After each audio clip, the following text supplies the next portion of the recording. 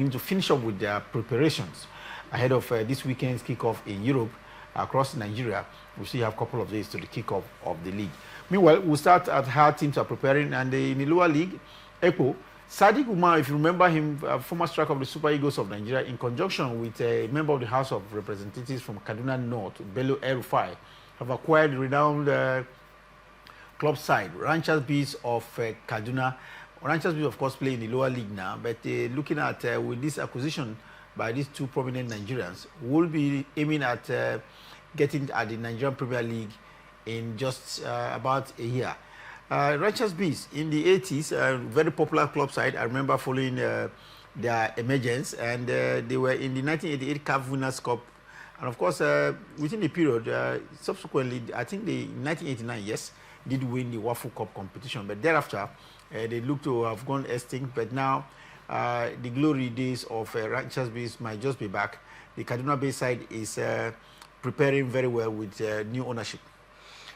Yeah, and of course, I know some of these things happens always, and sometimes isn't just the best way to go about it. But you see, things are evolving. For me, I think there are more recent stories or more reasons why we get to see some of these things. But for me, maybe as time progresses, we get to see more developing stories on it. Well, we'll talk about private ownership of club sites here in Nigeria. I think we're beginning to have more individuals try to run a football business here. Kelechi, what is your opinion? Do you think we should have more of this collaboration between the individuals, at least because of the volume of funds required to run a football club side, and so as to having the best of organization? Is not having government to be left alone in sponsoring these club sites?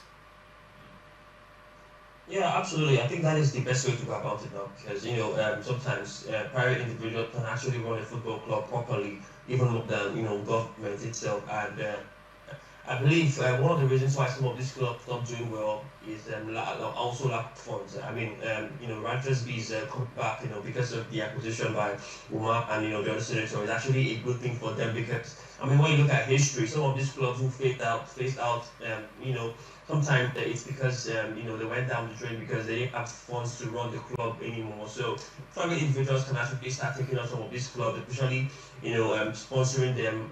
I believe we won't be having issues of teams just not performing again, or teams now actually outdated. And private individuals can actually come in and this collaboration, and it's not just government, but these are things that can actually happen, and it's going to be good for, just like we see abroad, some private ownership, come and invest in a club and turn the club around. And I think it's a good thing, to also happen in.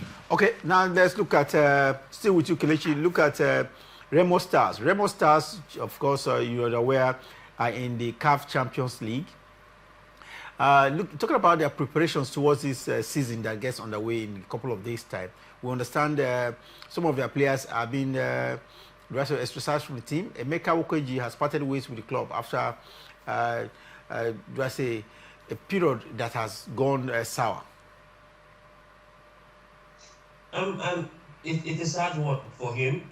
For someone who just played, I think just a couple of games, about 8 games.